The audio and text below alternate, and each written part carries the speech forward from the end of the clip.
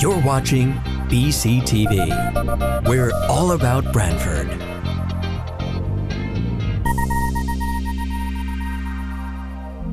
You're watching BCTV, Branford Government Television, a service of Branford Community Television. This program is brought to you in part through the support of the town of Branford. Okay, it is 7 o'clock. We'll get this meeting on the road. Good evening. My name is Peter Basserman. I am chairman of Branford's Inland Wetland and Watercourse Commission.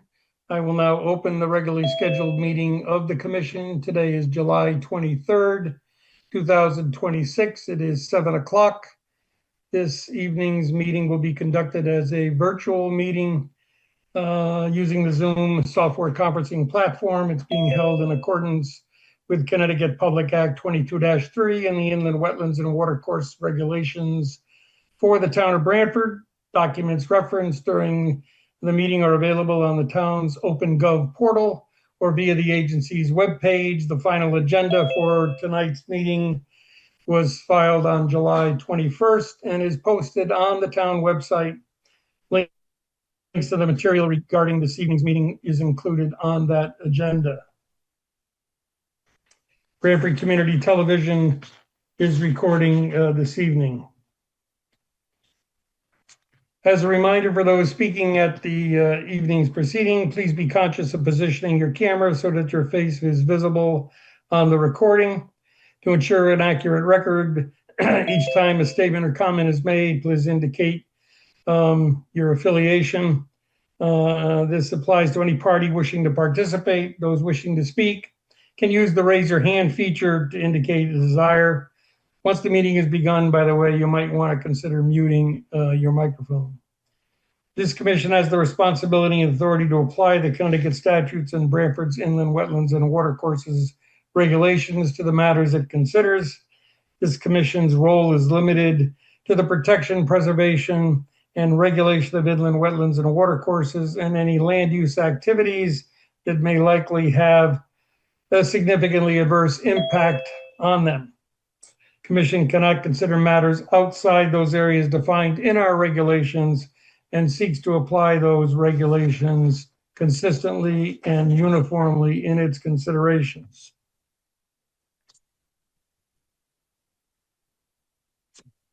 I'll now take a roll call of commissioners for this evening's call. When I announce the name, please indicate by indicating your presence. Commissioner Goklowski. Commissioner Goklowski present, and also Commissioner Papantonis. Commissioner Papantonis present. Commissioner Begeman. Commissioner Begeman present. Commissioner Armstrong. Commissioner Armstrong present. Commissioner Wall. Commissioner Wall present. Commissioner Sotomayor. Commissioner Sotomayor present. Commissioner Basserman present. So 1, 2, 3, 4, 5, 6, 7. Everyone on the call, everyone on the call is seated, will be able to participate and vote this evening. If in fact a full commissioner joins us late, then we'll have to make an adjustment on the seating at that time. But let's proceed. We also have members of staff with us. We don't have Acting Director Frederick with us this evening. She's at another meeting. Environmental Associate Sandberg. Present. And Zoning and Wetlands Enforcement Officer Gwinnell. Present. And she is director, not acting. Oh, okay. Miss Fredericks is now director. Okay, I didn't realize that had been made official. Is there any commissioner seated this evening looking at the agenda that needs to recuse themselves from any of the proceedings that we're going to consider? Chairman Basserman, Commissioner Goklowski here. For the record, I just want to advise everybody that I had I reviewed both meetings from June 11th and July 9th. so I'm able to discuss any items that are related to those meetings. Thank you for that. Okay, Commissioner Bassman, this is Commissioner Armstrong. I also missed the July 9th meeting, but I've reviewed the minutes and the tape, so I believe I can hear the matters. Wonderful. We have first up on our agenda then the approval of minutes of that July meeting, July 9th meeting. Do I have a motion to accept the minutes of July 9th? This is Commissioner Begman. I'll make a motion that we accept the minutes of the regularly scheduled July 9, 26 meeting. Is there a second on that motion? Commissioner Papantonis, second. Any further discussion? Take a roll call vote. Commissioner Gawkowski, what about the minutes for approval? How do you vote? Commissioner Gawkowski, aye. Commissioner Papantonis? Commissioner Papantonis, aye. Commissioner Begeman? Commissioner Begman, aye. Commissioner Armstrong? Commissioner Armstrong, aye. Commissioner Wall? Commissioner Wall, aye. Commissioner Sotomayor? This is Commissioner Sotomayor. I was not present during that meeting and did not have the opportunity to review the recording, so I have to recuse myself from this vote. Okay, one abstention. Commissioner Basserman is a yay as well. Okay, now for the meat of the agenda, the applications for review. Inland Wetland 2625 17 Door Street, the lawn expansion. Let's see, Olivia, you want to bring us up to speed with 17 Door Street? Is that yours? Yes, so 17 Door Street is the application for a lawn expansion, and it's kind of related to an enforcement action, item 6A. So essentially the commission asked for this application as the homeowner wanted to keep the lawn. He is on the call. And if he's unable to share his screen, I could share my screen. If you could, please, Olivia, I'm unable Yes. to share. Let me just get everything in order.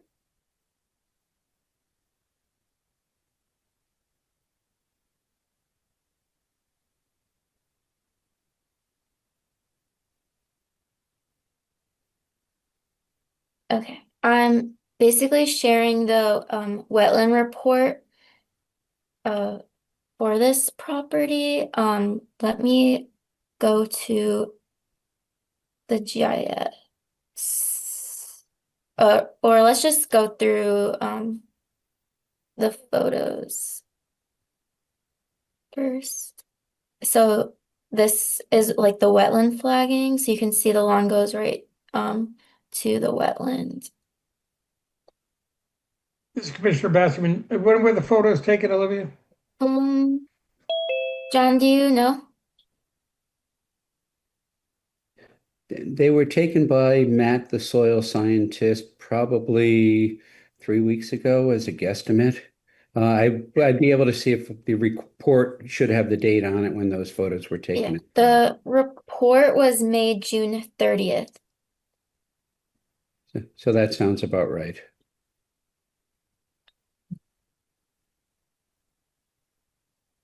Okay.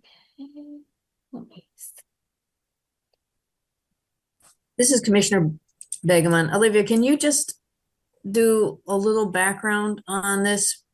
Like what the enforcement, why there was an enforcement action? Can you just give us a little review Yeah. before we get into this? So Show a map or something with the review? yeah, I'm trying to pull up. It's not loading.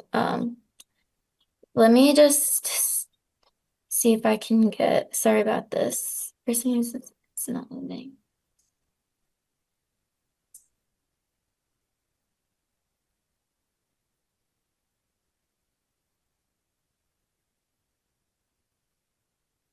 Olivia, it's Heather, enforcement officer. If you are glitchy, I might be able to pull it up here also. Yeah, the The wetland report at the very end has a map that's very helpful, but it's not loading.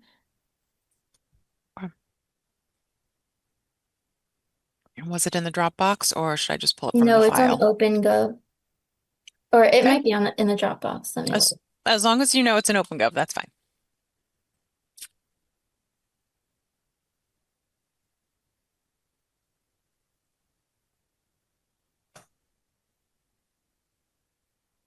This is Commissioner Basserman. So are you pulling it up, Heather, or are we? Oh, I am getting it from the Okay, I have it from the actually. permit application. Okay, great. That's fine.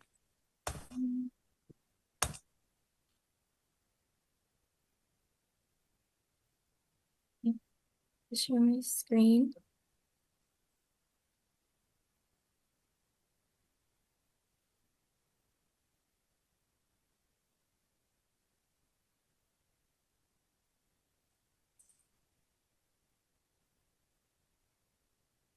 So if everyone can see, basically all in green was cleared. It was like brush. And then the commission asked for a wetland delineation and a planting plan. So we don't have a planting plan. But anywhere green right here is the newly established lawn, and then you can see the wetland delineation.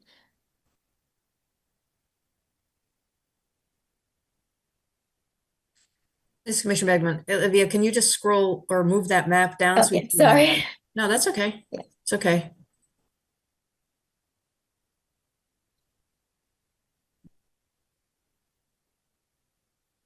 This is Commissioner Begman. So as I recall, this is a place that had been lawn, had it overgrown, that kind of thing. They took away a lot of the brush, and then that was an enforcement action because of that. And then this is where we are with an application.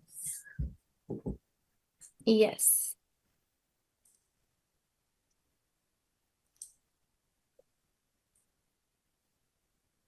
This is Commissioner Basserman. Olivia, are you saying at this point, the property owner understood that there needed to be a planting plan and that's yet to be provided? It was, I had emailed the property it was discussed at the first show cause hearing. Correct. With the planting plan, Matt thought it better that the board potentially come up with some ideas. Also, in the way of a planting plan, Olivia just sent I believe it was the Yukon native species to take a look at as well yesterday. So right now I'm just showing that the soil scientist Matt Davidson, his proposed buffer plantings. So he proposed a 5 to 10 wide mulch bed and to have shrub heights of approximately 3 to 6 feet. And that a landscape professional with experience installing these kinds of plants in this area should do it.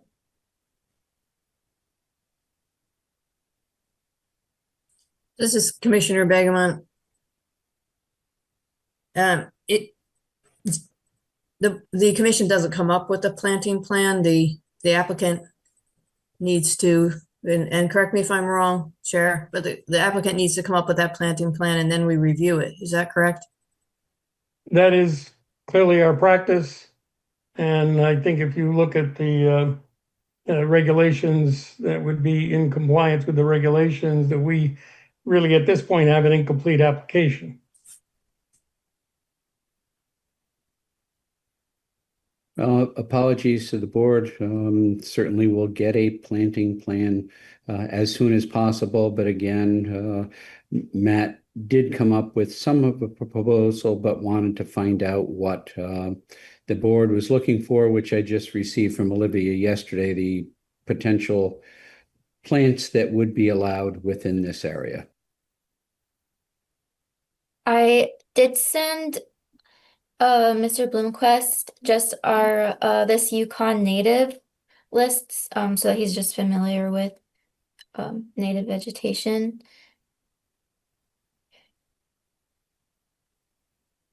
I guess this is Commissioner Bassman. The other thing that I note in the report is that the bed for the planting plan is only 5 to 10 feet. And I guess when I look at that, it doesn't seem to be fairly. It doesn't seem to be wide, given the shrubs that are being talked about here as 3 to 6 feet.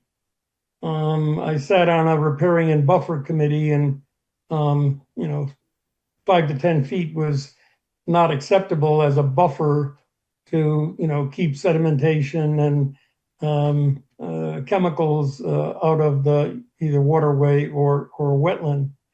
So I'm curious, when we have plantings and buffers adjacent to wetlands, extremely close to the wetlands, what's the typical buffer that should be considered? Is 5 to 10 appropriate, or does it need to be wider?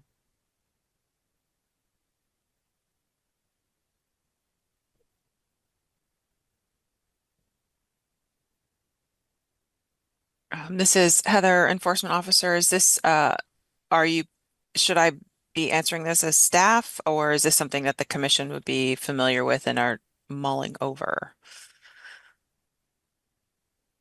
I don't know that this Commissioner Bassman, I don't know that the commission remembers where we've had buffer plantings in the past, what the extent of that buffer is. So maybe staff can look at where we've done this previously and what the typical buffers are, especially something that's this close to the wetland. I assume, Mr. Bloomquist, that the lawn is going to be fertilized? It has not been fertilized at this point in time, being that it's literally new grass. We're not big on fertilizing anything, but certainly potential for it, maybe, but undecided. Okay. I do want to note that I have been out on the site and it is relatively flat. Okay. This is Commissioner Begman. If the wetland scientist, Matt Davison is considered the expert, I think that question should just go to him. Maybe just for an explanation of why he thinks that's appropriate for this. And if we had the reason behind that, then we can, Good suggestion. Yeah. Okay, anything else, Olivia, on 17 Door Street?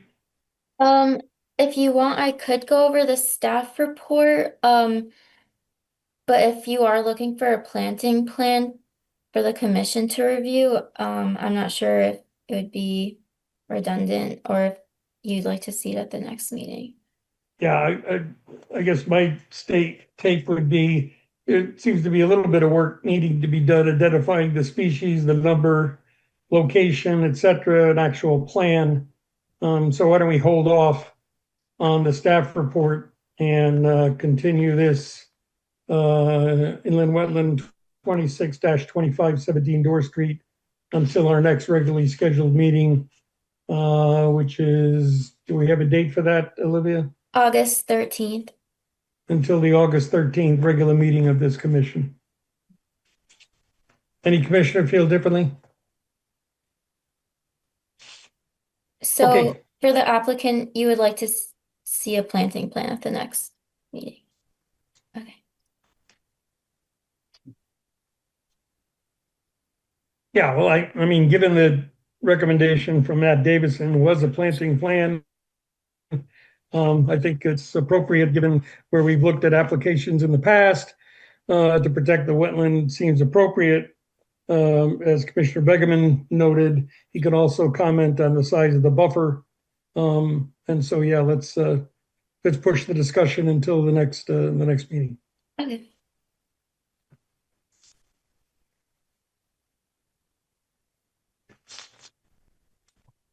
Okay, next up, where's my agenda? Where's my agenda?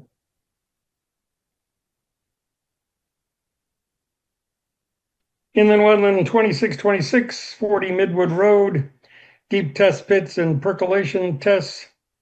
We had a site walk scheduled for July 21. Given the weather, it was canceled.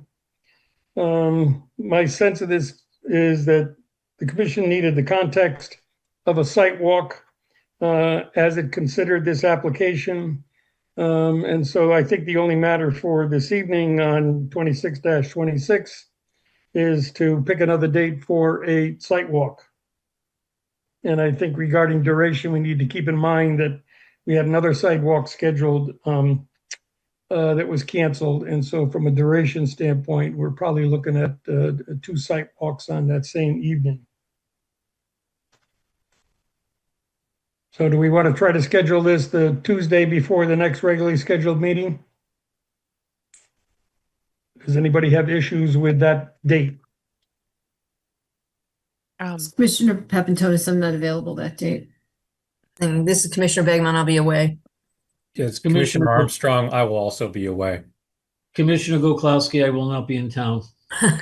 Officer Gwinnell, I will not be in town. Okay, enough. How about next week? Next week is Everybody good. around next week? Yes. Does I see a hand raised. Yes, sir. Good evening. My name is Thomas Wilcox. I'm an agent for the applicant. I have uploaded photos of the test pit areas, and they have been flagged with witness stakes. I don't know if it would be beneficial to take a brief look at the test pits just to give you an idea before setting a site walk. It may be beneficial. It may not. I just wanted to present that option. I appreciate that. I'd like to finish the idea of trying to get a date for the site walk, and then we'll consider whether people feel that that would be an appropriate first step. Understood. Thank you. So how does, I don't know, Tuesday next week look? What is that date? That is the 28th.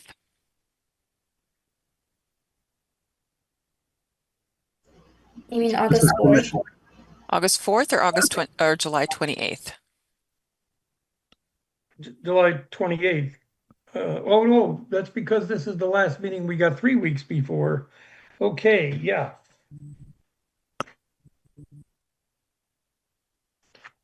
So what's everyone's pleasure, next week or the following? This is Commissioner Armstrong. I can do next week, but I will not be here for the next 3 weeks. Okay, so you're not going to be at the regularly scheduled meeting next time either then? No, I will unfortunately have to miss that. Okay. Anybody else have a preference to next week or the following week? This is Commissioner Goklowski. Either week works for me. This is Commissioner Sotomayor. I won't be available either Tuesday for the next 2 weeks. This Commissioner Begman. Let's try next week, and if we get rained out, we still have 1 more week to try for those who are around. On a Tuesday, Wednesday, what's your suit? Tuesday looks good to me. Say Wednesday again, also. Commissioner Begman?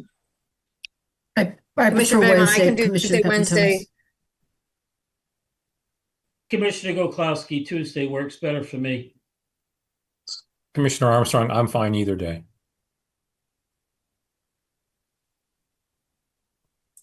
Anybody else want to chime in? This is Olivia Sandberg, Environmental Associate. Mr. Wilcox, you said you were on vacation in an email? Correct. Thank you. Thomas Wilcox, agent for the applicant.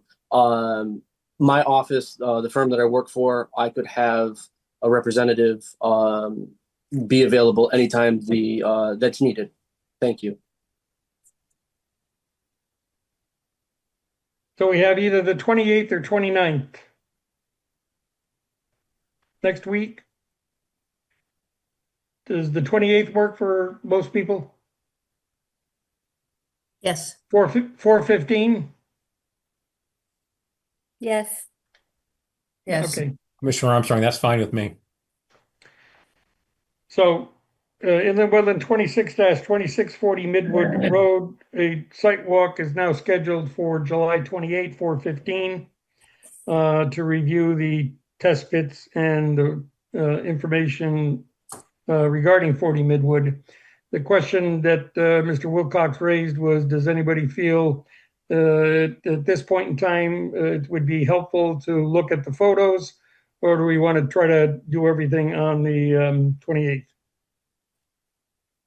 I think the 28th would be better, and then we can look at the photos after the fact. I'd rather see it in person than in the photos.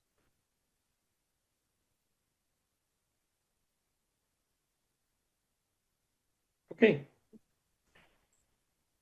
I think we'll hold off on the photos. Mr. Wilcox, appreciate the offer. Thank you very much. We'll see you then. Yep. Okay, inland wetland 26-27, 16 East Industrial Road, car storage with associated fence and gravel. And is this Heather or Olivia on this? Olivia Sandberg, Environmental Associate. So for this application, we haven't received the fee, so we can't do a full review. But I was wondering if the applicant was wondering if they needed the stormwater volume and retention calculations, and then 100-year storm. So I can share a bit of it as like a preliminary thing, or if the commission doesn't want to do that. I don't. This is Commissioner Wasserman. Heather, I think, are there stormwater management issues involved? With the East Industrial, yes, there would be the stormwater feeds directly into the wetlands immediately adjacent, and they're talking about increasing the size of the parking area, the impervious surface that would flow into it. So it would be necessary to understand the volume that would be exiting the site. Olivia Sandberg, Environmental Associate. I do want to add that anything over 1,000 square feet of disturbance does require these calculations, and it is they're proposing a 7,000 square foot gravel. So yeah. Yeah, I'm kind of hard pressed not to get what we typically get for stormwater calculations, especially given the extent of what you're talking about. Maybe we could just get a brief overview of what's being planned here, even though we don't have the fee payment, and we'll need to get into it in more detail at our next meeting. Do we have someone for the applicant here this evening? No. No, we're not. I can't hear. What? No. We do not. No. Okay. Then I guess we're going to continue inland wetland 26-27 to our next regularly scheduled meeting. Other than the stormwater management calculations, Olivia, is there anything else that we are aware that needs to be included that we have not received yet? Protection of the catch basin. It's not included. Okay, how are we going to communicate back to the applicant? I'll send an email telling them that they need to get in touch with an engineer. Okay.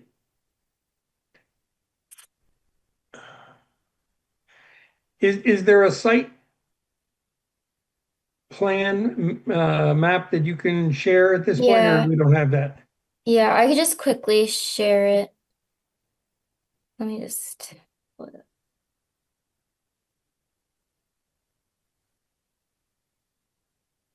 This is Officer Gwinnell.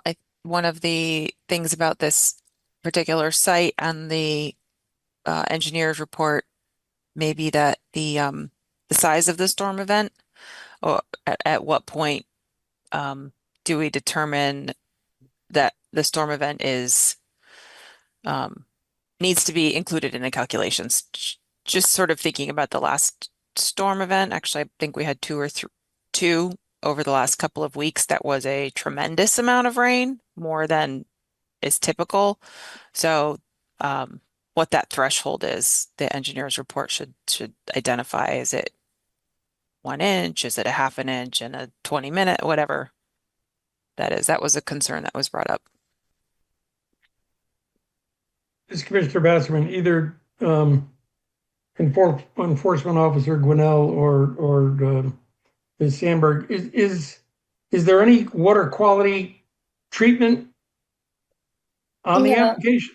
No, so what you're looking at is the building, and back here is where they're proposing the parking. It's gonna be gravel and it's gonna be fenced in. There's a catch basin around here that drains directly into this wetland. This purple and red line right here is a wetland delineation, and let me just show you the dimensions. So it's basically a fence, and this is also gonna be used for car storage.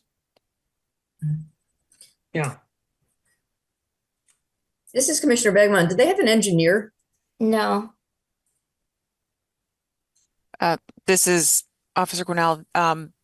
They are approaching this sort of, they seem appropriately confused by the many layers of approvals and investigations and design that they need to get. I think that they had started this with the idea that it may be simpler than it actually is going to be. So they have other applications that they're also working through. So this is them not having an engineer on at this point is probably more because this is like the first time they've approached something like this. This is Commissioner Bergman. It's how many feet from the wetland? You know, okay, so it's 56 feet back from the edge of that building is going to be 50 feet. It's in the upland. Do we know where the upland 100 feet is? I don't have the exact dimensions just because I haven't dived too far into it since we haven't received the fee yet. This is Commissioner Bergman. I just think that somebody in the office needs to talk with the applicant that where you're putting cars with their fluids near a wetland, you're gonna need an engineer to design a system that protects the wetlands, from what I've experienced on this commission. Okay, I can relay that to the applicant. This is Commissioner Goklowski. What is the purpose of the building? What are they going to be doing there? Do you know? This is Commissioner Basserman. I think the narrative talked about repair. Okay. Yeah. More so that because if they're going to be doing repairs there, there's, they have to have some type of storage areas in the garage or something to, drain the fluids. I mean, that's a big concern. I mean, I spent 28 years in the car business, and believe me, we had to, we couldn't breathe without making sure everything was 110% perfect with no spillage. This is Officer Gwinnell. The application and the conversations is something, it specifically said car storage with associated fence and gravel, and they also suggested repairs. And my thinking is also that may include just, like you said, the fluids from repairs, that sort of thing. Also potential any wash fluids, things like that. This is Commissioner Sotomayor. On the project narrative, refers to the business as an automotive repair and towing business with the associated parking lot. In the description, he kind of references cleaning up any type of spills. It's a little rudimentary, but he does refer to it saying they'll keep any type of spill response equipment on site, including absorbent materials, containment booms, cleanup supplies. They'll train the employees how to identify and respond to fluid leaks, but in my opinion, it definitely needs more details. Ms. So Commissioner I'll- Bassman, I guess you could also suggest to the applicant that without an engineer, he's going to be fighting an uphill battle. Okay. I will relay this to the applicant. Okay, and then wetland 26-27, 16 East Industrial Road. We're moving to the next regular scheduled meeting for further discussion. Staff will get in hold of the applicant with the discussion from this evening and relay the appropriate information still needed for this application. Next up, inland wetland 26-28, 71 Hilltop Drive, construction of a single-family home is tabled. No discussion. Inland wetland 26-29, 89 Todd's Hill Road, construction of accessible parking spaces and walking trails with the associated request for a fee reduction. I think it has been our practice to look at the application, and if the application looks like it's going to move forward, then we'll consider the fee reduction, but we need to deal with the application first. Is this you, Olivia, or you, Heather? Olivia. Olga Sandberg, Environmental Associate. So we did meet with the applicant on the 17th and walked the site. So I did put photos in there from when Jamie and I went out there, but I will turn it over to the applicant to present.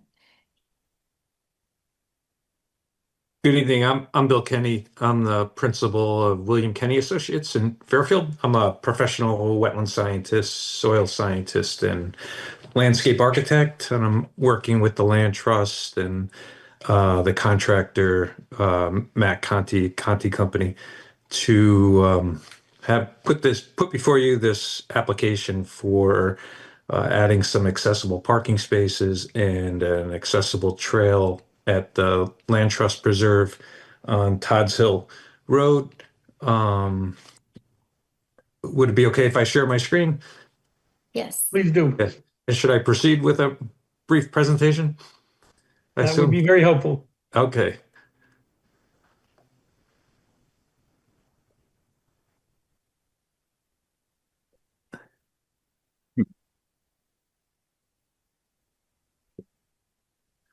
Let me see. Let me start here. The site is located just north of 95, east of Lake Saltonstall. I know many of you are familiar with the property. It was part of a subdivision a few years back where some homes were built.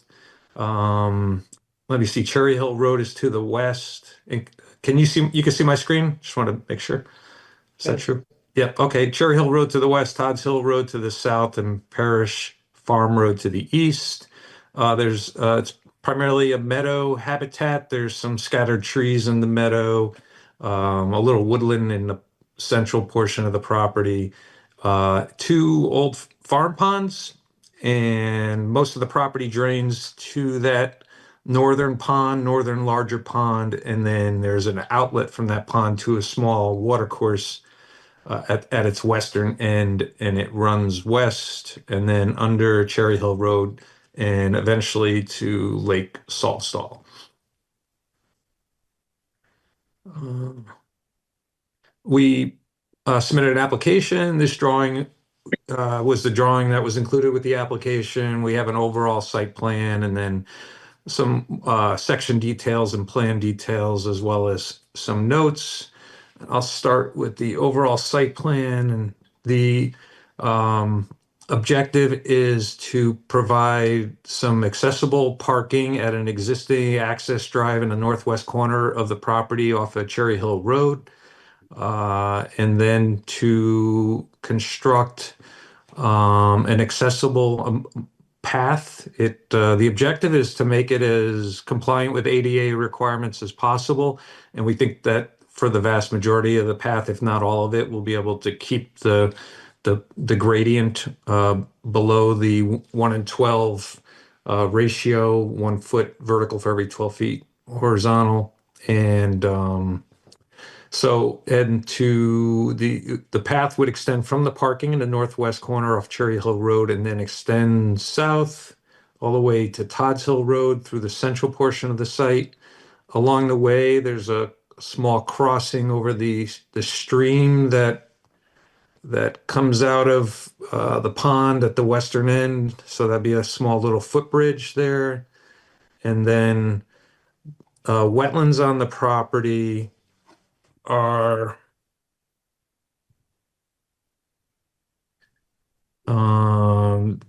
you have this area is a wetland that comes up to this pond, and then wetlands are here. And so this wetland extends down. There'll be a low boardwalk, wooden boardwalk that crosses that wetland area. And then the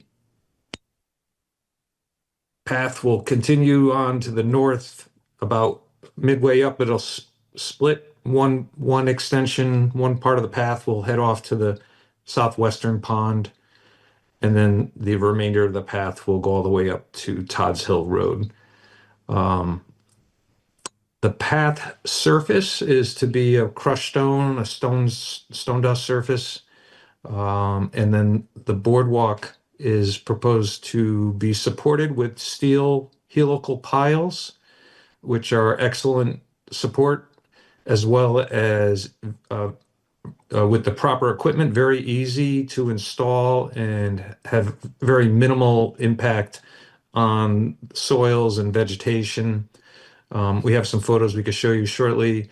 And also Matt Conti with Conti Construction has installed a small demo at the site. It's at the very southeast, at the southern end of the site, just off of Todd's Hill Road. It's present there. Let me see if I can I'll find the photo for that.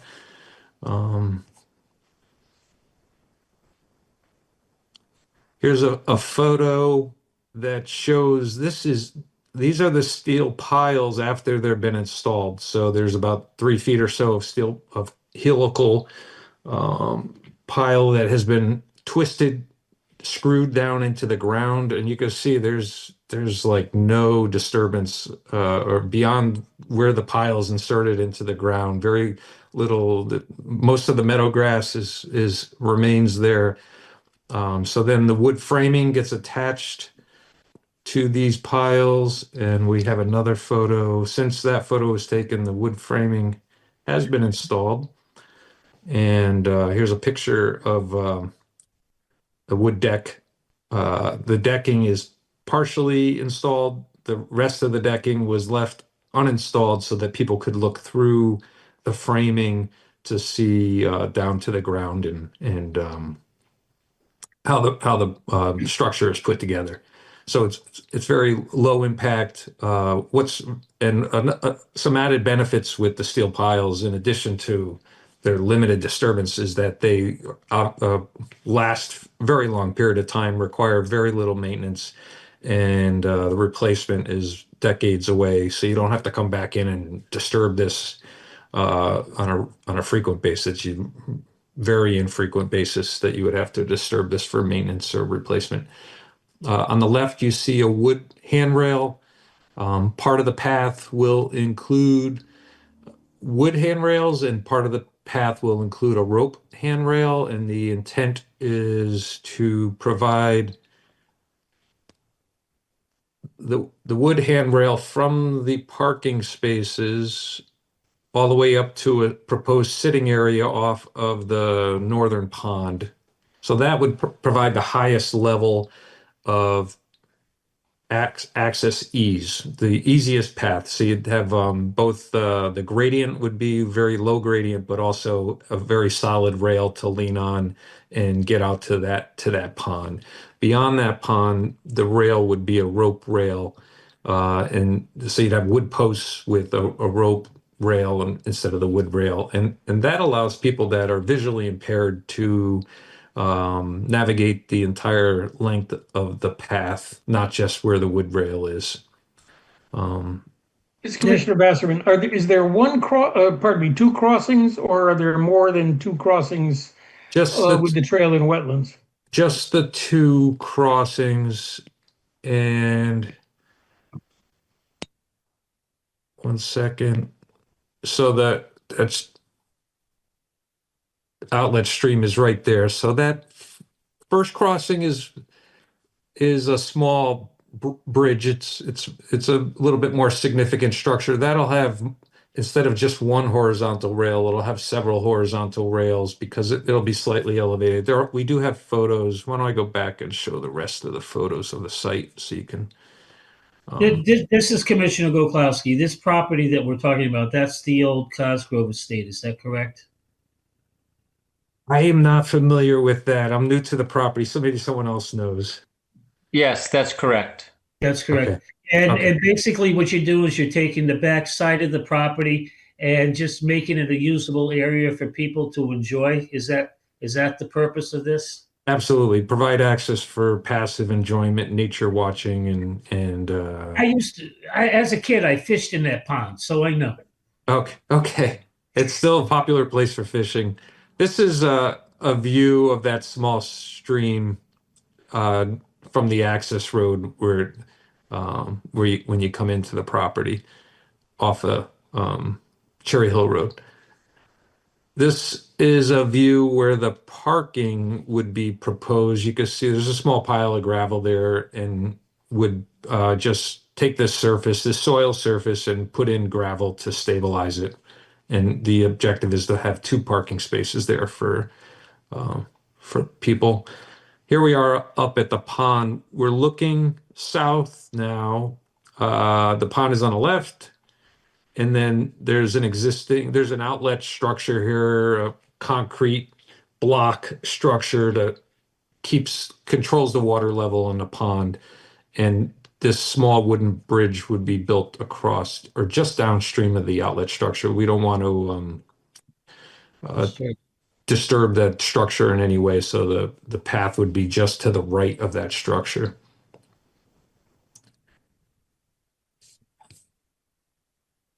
And again, let me see, I went backwards perhaps.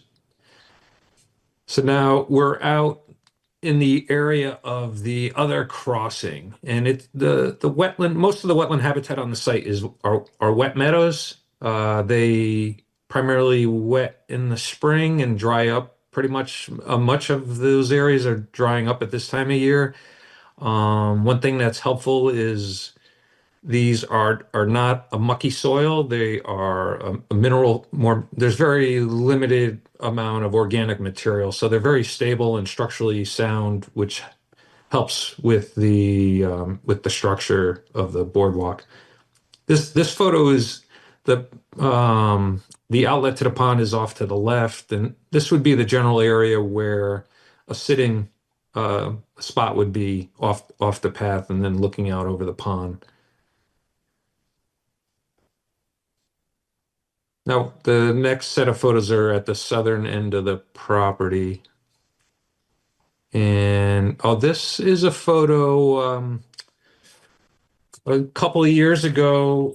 The Land Trust asked for a jurisdictional ruling about installing some pollinator gardens. And it's a little bit hard to tell here, but they did a planting, which is looking beautiful. It's got a wide diversity of native wildflowers. It seems to be doing quite well, where they planted that and that removed that area had been predominantly grasses. Now it's predominantly wildflowers. So added a lot of diversity to help diversify habitat for pollinators.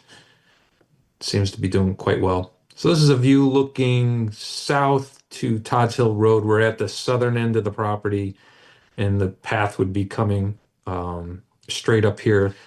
There's the demo of the walk is off to the left, off of this photo, if you want to stop by and take a look at it. And one thing that's being considered in this is great to be able to meet with the staff on site and look at different things and look at some field conditions that possibly could be modified. Right now we showed the path doing a cutback to get the grades that are necessary for maintaining this as accessible as possible. So we headed off to the east and then came back to the west because you need to come up a grade to get to the road. There are two significant trees in this area, and we believe there's a way to just bring the path straight up by placing a little bit of fill in this area to get a ramp that provides the grade that we'd be looking for. So the land trust is pleased to make that change if we can get those grades to work and avoid working around the trees in that area, and it would pull the trail away from the wetland as well in that area. Mr. Bassman, this is an entrance to the trail Yes. in that location? Yes. Is there, I don't see any parking. That's correct. So at this location, it would be for primarily for people that live in the neighborhood and want to make their way in. So Bill, Yes. we should say that there's a sidewalk right there. We were Yes. actually ending at the public sidewalk. Yes, and you could see the sidewalk.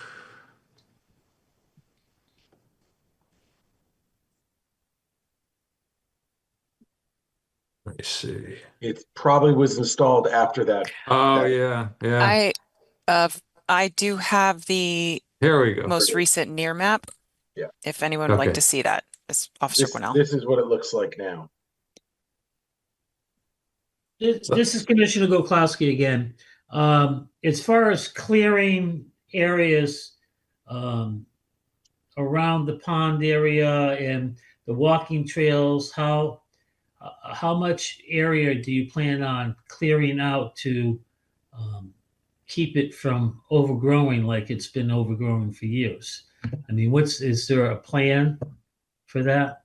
The land trust does, and Dave McKay is here from the land trust, who puts a tremendous amount of time and effort into maintaining this property, and I think others for the land trust. But they have a management plan. I believe you have reviewed that, so they've been doing a great job of managing the meadows and eliminating invasive shrubs like the olives and multiflora rose. It's a never-ending process, but they are doing that. And as far as clearing for the trail itself, it's expected to be very minimal. And this is this in this photo in the background is an example of what the trail itself will look like, and similar to the piles, very little. That was just installed, and Matt Conte and his crew have they've done many trails like this, and so they're very sensitive, and they install these features with very minimal disturbance to the surrounding vegetation. There'll be some instances where they have to grade a little bit beyond the trail. This is an area where it's flat from one side of the trail to the other. But in some instances, they'll have to grade a couple feet either side. But the objective is to keep the disturbance very minimal and reseed it right away. Yeah. Okay. Commissioner Goklowski again. Time frame. What is the time constraints that are put on for this project to be completed? Are you looking to complete it before the fall, before winter? I mean, Mr. McKay, you must have some plan in mind to get this task done. Oh, I sure do. I have been looking over this property for a few years now. We've been planning this project for quite some time, as you know. I have a management plan that's quite robust to be undertaken in the first few years of having this trail constructed. We learned that from the folks up in Bristol. They installed a mile-long loop of accessible trail in Bristol, and we went up and looked it over and talked at length with the folks in that area in that project, and they saw that there were some problems that we're going to develop. We're going to do it in the first year.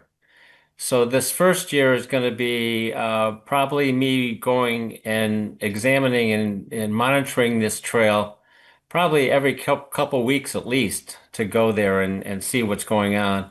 And certainly immediately after any serious rain event like we just had this week, to make sure that this trail is safe for people with disabilities.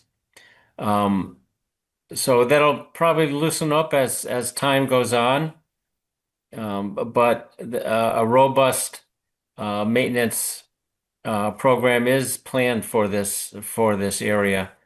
While I have you, I would like to ask the Commission's authorization to take down some invasive plants along the edge of the large pond, especially in the area where the trail abuts the large pond. There's a fair amount of autumn olive and multiflora rose, and as William has mentioned, there's going to be a seating area there, and I would like to be able to offer to the folks who will be sitting there something other than a view of autumn olive and multiflora rose. So if I could have your authorization to take down those invasive plants in that area, that would be, I think, most helpful for us, and may also help with the construction of that, because again, that section of trail follows the path along the side of that pond. This is Commissioner Basserman. My understanding is a maintenance plan was provided with the application. Oh, I'm sorry, Olivia, go ahead. Olivia Sandberg, Environmental Associate. Yes, it is uploaded to OpenGov. Mr. McKay handed it to me during the site walk on the 17th, and I know I talked to him and he said that he wanted to update it. The commission did have a jurisdictional ruling a few years ago for the Branford Land Trust to remove the autumn olives, but it was just autumn olives. So he could possibly include the other invasive species in his maintenance plan. If you'd like, I can share it on my screen.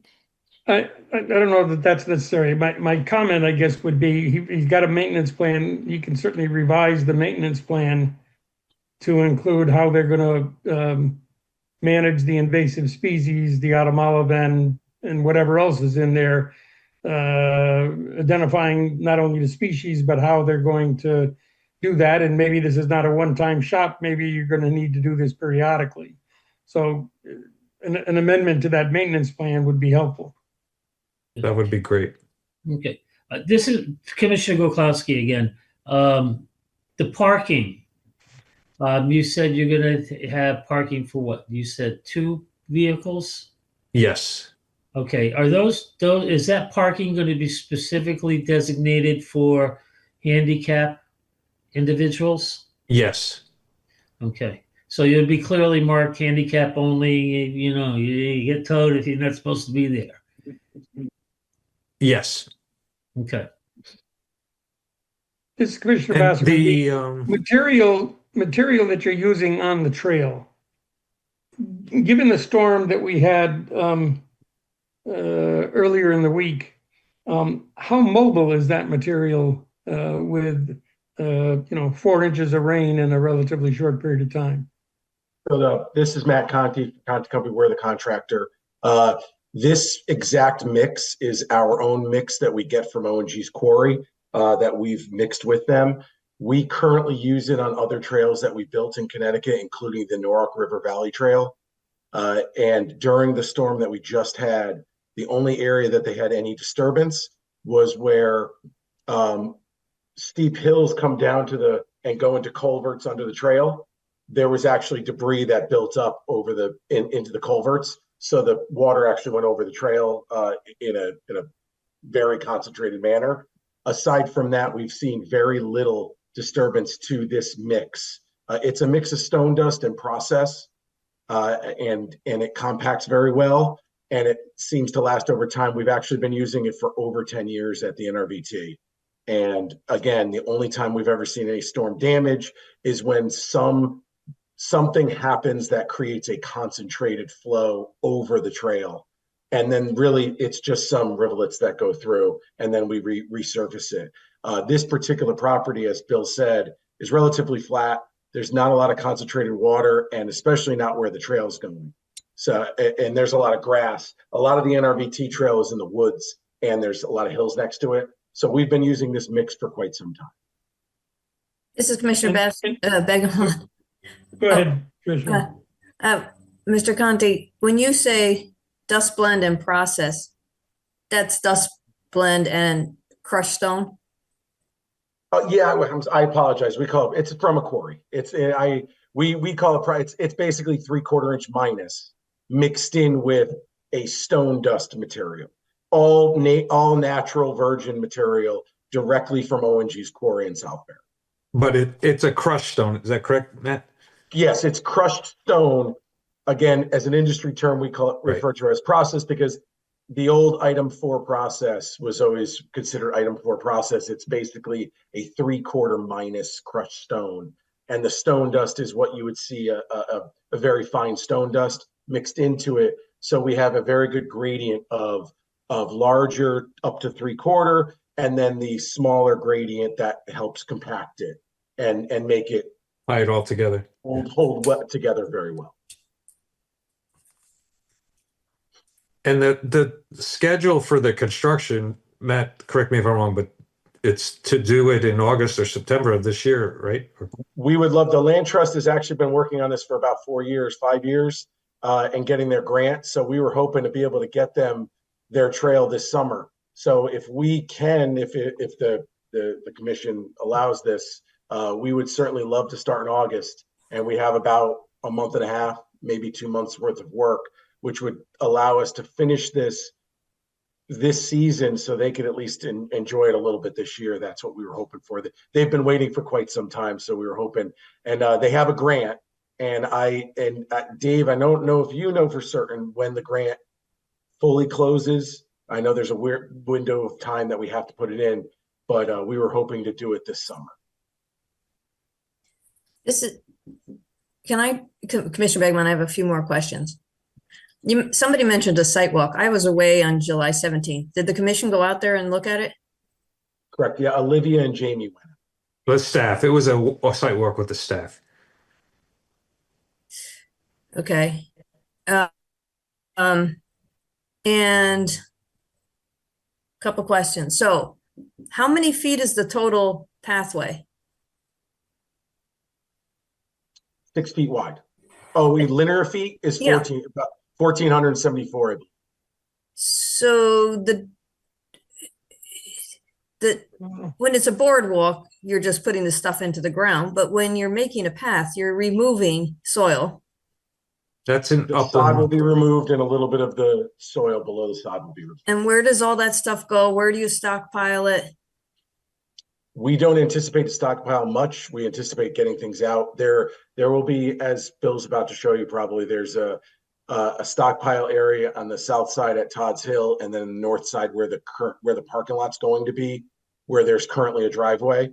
and then we're hoping to not have much more than 20 or 40 yards at a time sitting there that would then end up going on trucks and going to local farms. We have, again, it'll be sod cut. Once you cut the sod out, that's about 3 inches or so already taken out. And then the rest of it's the soil that's there, which will be about 80 yards or so of sod, and then maybe about the same of soil. So not an extensive amount of material. So Commissioner Begman, just thinking about rain and removing top, the sod and the topsoil. So can you just tell us about the process? Like, do you strip the whole area and then put the stuff down, or you to go 10 feet at a time? If we get a rain event and it's all exposed, that's a concern. So we actually have a pretty quick process. So if there were to have a rainstorm like we just had a few days ago, it would have been compacted with process. The lower base, Bill just had the profile up. You have 4 inches of aggregate, that stone process, and then you have the stone dust on top. If we knew that there was a storm coming or any rain, we would be covering up what we're installing with that process and compact it.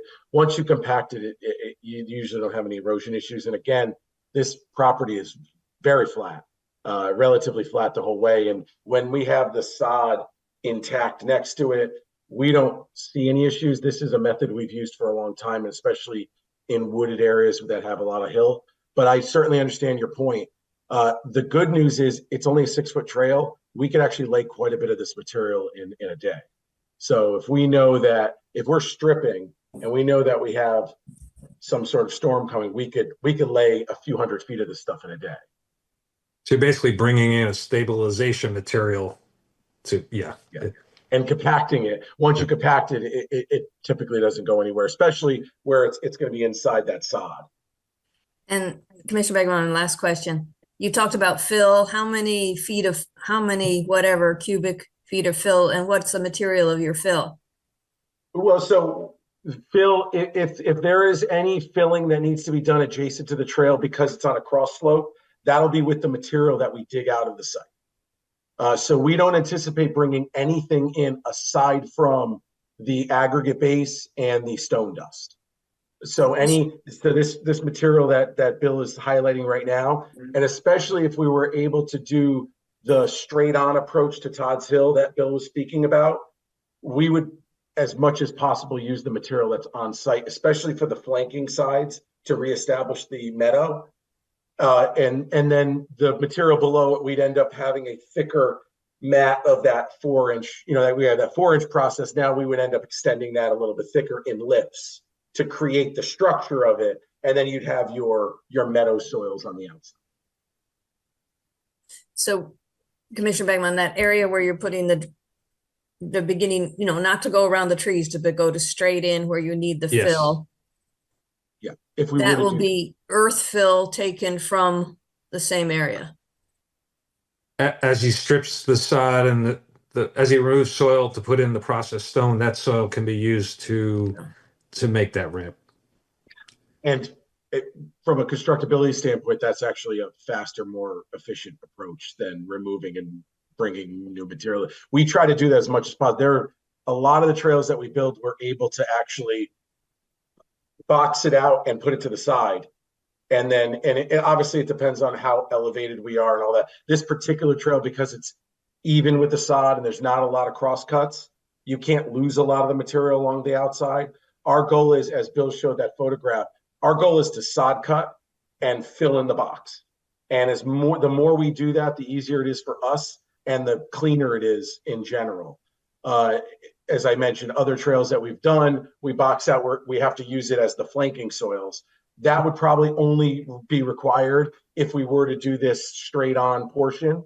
And then there's one area where it turns west. We would probably end up having a little bit of a cross slope there where we would lose. I should mention almost all of this trail, if not all of it, is through a grassy or mossy. None of this is in brush. None of it is in anything. We were able to mow the entire trail with a lawnmower. So we're not talking about a through the woods, through the brush type thing. Commissioner Commissioner Gopowski, Bassman, can you put on the site plan or highlight the area where the parking is? Parking is, The other side, right? in the northwest corner there. There's an Yeah, can you existing pull that entrance a little there. bit?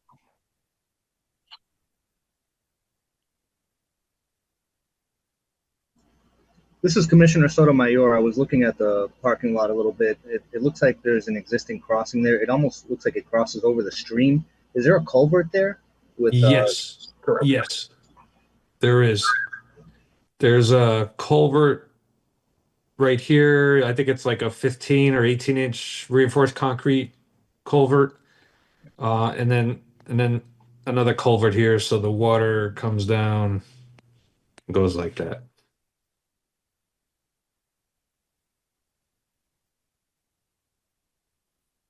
And the topography looks like it's not exactly flat in that area, correct? This is and the staff brought this up. We were able to discuss it at the site walk, and it was also the topo we're using is from LiDAR from Yeah. satellite, so it's not accurate in this location. And if you look at the photo that we had, that the staff included with the report, that area is. Let me see if the access road is coming across here, and this is where the parking is going to be. So it's actually quite flat. It starts to slope up right in here, right against the property line. So it's already been cut out. Somebody cut it out years ago and created this flat surface, and there's adequate space for two parking spaces.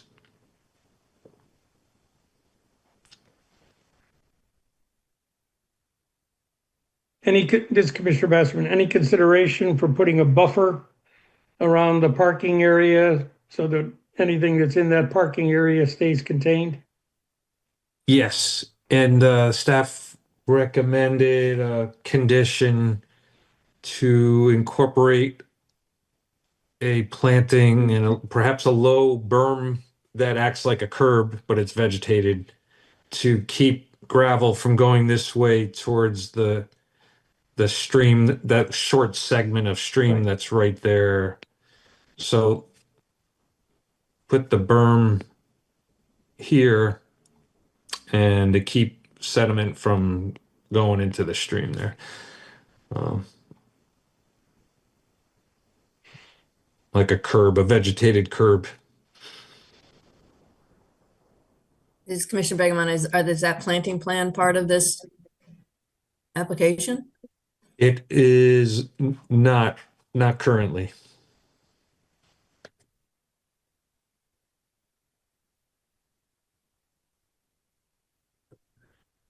This is Commissioner Bassman. So I think there was a maintenance plan that needed to be updated to include the invasive management practice, not only near term, but to the extent that it's going to need to be done in the future, what that plan is. And also looks like an update on this parking area, whether it's plantings, a berm, or both.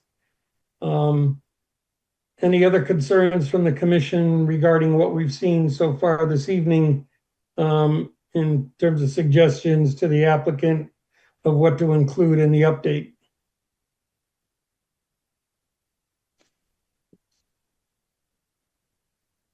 Okay. Well, I can work on that and get that back to the committee. And we can certainly add a planting for that area, for that vegetated curb. Okay. I would Anything like else from the commission? I would like, this construction may be starting soon. And I don't know, do you know how long it'll take before you can decide whether I can take down those invasives along the edge of the pond? My take would be if we get a good invasive management plan and we have a good planting plan around the parking area, I would hope that at the next meeting, we could come to a decision regarding this application. Oh, thank you.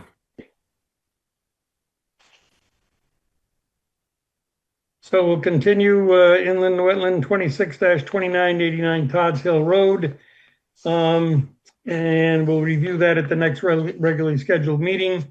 Regarding the fee reduction, we can't really deal with that until the application is approved. And so that item will also be continued until the next meeting. I understand the request, but as a matter of process, we need to do the application first before we consider the fee reduction. Good. Well, thank you for your time this evening. Okay. Thank you. We have no applications for receipt. First enforcement action, cease and correct 260502, 17 Door Street. Clearing of vegetation in the upland review area. The show cause hearing was continued from 11th. And as we dealt with the application earlier, hopefully we'll be able to deal with this at our next regularly scheduled meeting. We're not going to consider the cease and correct, given the fact that there's an application. Yeah, Commissioners, I did hear back from Matt Davidson, who had mentioned 5 to 10 feet is all that's needed, just a physical buffer strip, which I will get in writing from Mr. Davidson. Great. So we're going to continue 17 Door Street, cease and correct 260502. Cease and correct 260701, 329, 349, 355 East Main Street. Contaminated stormwater discharge into the wetlands. This is a show cause hearing that was continued from July 9th. I know that Enforcement Officer Gwinnell has had numerous contact on this particular enforcement action. And maybe you can bring the commission up to date with not only what your assessment is at this point, but also what needs to be done and should have good discussion this evening. So the floor is yours. Thank you. Enforcement Officer Gwinnell. Enforcement Officer Gwinnell. Firstly, I'd like to say that late in the afternoon, well, actually, firstly, I'd like to say that my mouse is incredibly glitchy. I've been trying to switch the batteries, seeing if that was the issue. So there may be times, Olivia, where I'm going to ask if you can possibly open something up because it's not cooperating very well. Later this afternoon, I did receive an email, which I would like to. The applicant's engineer indicated that they would be absent from the meeting this evening. There we are. That they would be absent from the meeting and that they reviewed the documents that were linked in the agenda. John Schmitz, who's the engineer, quote, spoke with Alex Figliotti and Frank Figliotti and understand that in the past 2 weeks, they worked diligently with staff to coordinate the cleanup of the styrofoam pebbles in the wetlands and also made other improvements to address ENS controls. I understand that an update regarding the status of the cleanup has not been provided to the commission by noon as requested. My understand is that all work has been coordinated with staff who can provide the commission with an update in that regard. Period. I will not be able to attend this evening's meeting as I have a prior commitment. So I just wanted to put that out there that when I was on site for, yeah, I'm sorry, I won't be able to see anybody's face. I can't change anything on my screen. So I was out on the site on the 15th as well as the 21st. And on the 15th, that was after I had spoken with the excavator who had been tasked with the responsibility for correcting the ENS controls, and I did witness a fair number of work that had been done to either correct or repair or add as was indicated. The property owner, Frank Figliotti, and I, he had, after he had received the cease and correct, but before the meeting, had somebody go into the wetlands and clean out some of the styrofoam. I was concerned when I heard this, so I did go and investigate, and all I saw were footprints in the mud, not any large amounts of soil removed or trees disturbed or anything like that. And I asked him how the whoever did it, how they actually did it. He said he wasn't sure. I said possibly they used a pool skimmer, and he indicated that was unlikely. So my best guess is that somebody went in there and kind of scooped up whatever they could. Olivia, if you have any of the pictures, I did want to show some of the corrective measures that were put in place from the excavator. So you want me to share my screen? Yeah, if you can Yeah. come up with, because like I had wanted to include some of the positive progress that had been made in mitigating any future problems. While Olivia does that, I want to say that the follow-up of having those things corrected, the styrofoam sort of getting scooped out of the wetlands, and the erosion controls reestablished or fixed, remedied, repaired, wherever they were. The next storm event, which was Tuesday, I went out around 5 p.m. So the storm had passed. There had been a tremendous amount of water. Obviously, I think we all know that it was a extraordinary storm.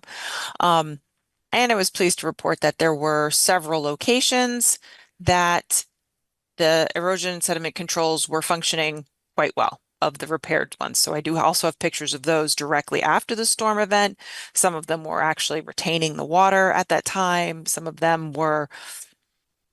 these pictures will show where debris actually had rushed in and then gotten stopped by the sandbags or in the catch basins or the silt sacks underneath. So I did want to include those things. The outlet, which is marked in this lovely periwinkle shade, which I believe is 7. That outlet, which had, yes, Okay, that let me one. come to that. Okay. So sorry. It's okay. That particular outlet had obviously a rush of water. I think you just passed it. Okay. Yeah. It's on its side. I do have a video of it. Unfortunately, I have no way of showing you guys a video in a format that can then be on the record, somebody could go look at. Maybe someday in the future we'll get that technology.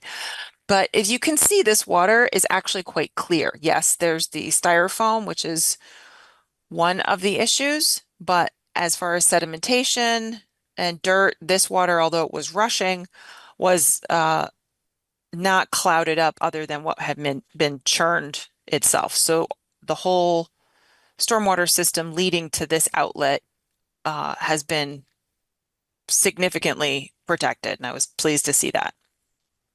The styrofoam possibly was stuff that had either blown in or was in the dirt. And as the water rushed in, it would automatically have cleared some of that dirt and flushed it to the surface because it floats.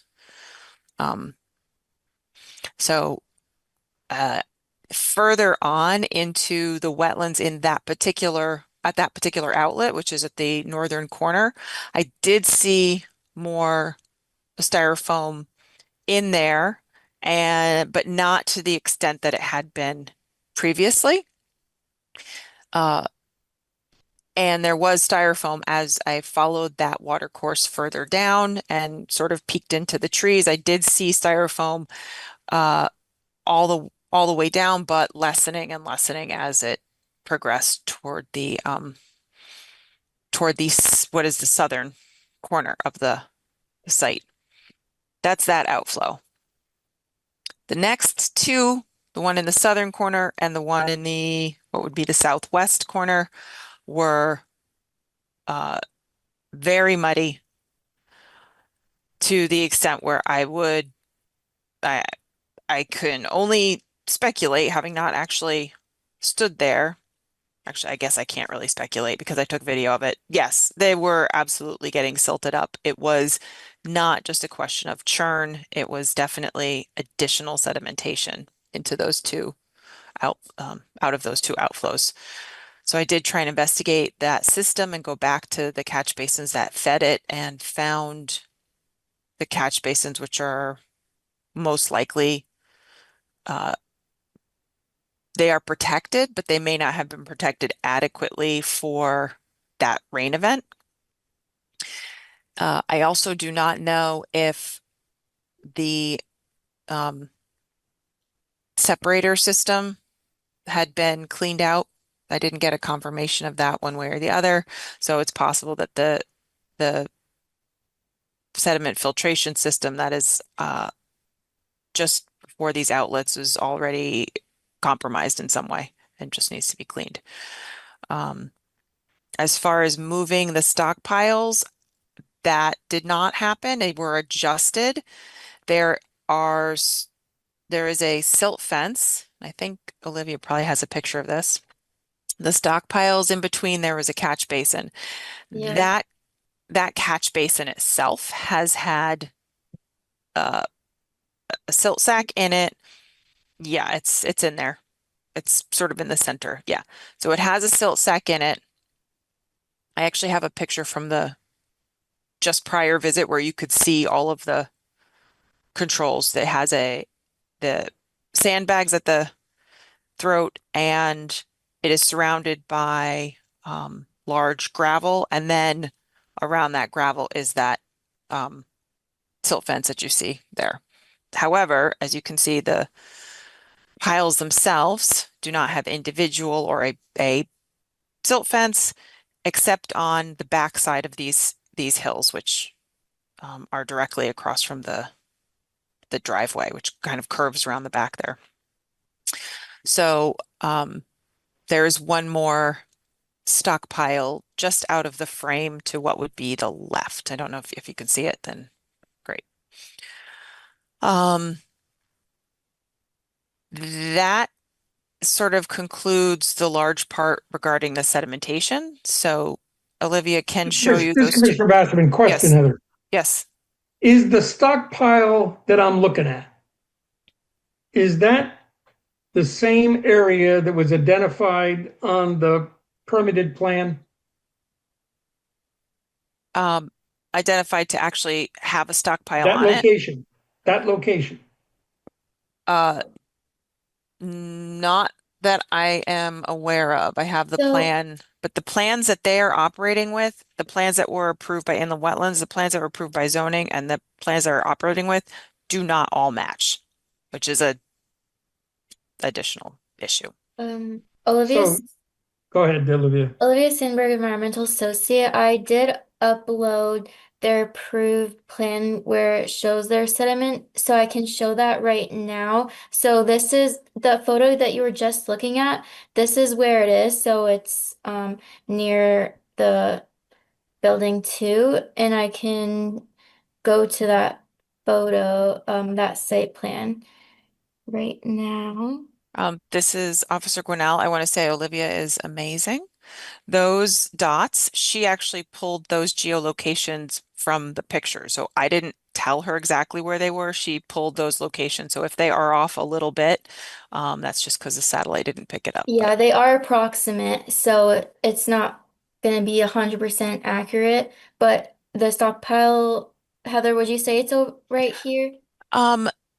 No, it's actually toward, if you move your mouse just a little south of those two stockpiles, right over there. Yeah, that's Okay. that's the large one right there. So you're looking at the approved, these are the stockpiles. Let me look.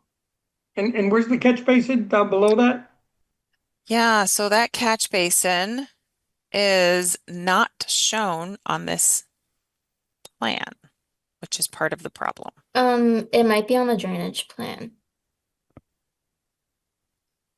This is Commissioner Goklowski. Heather,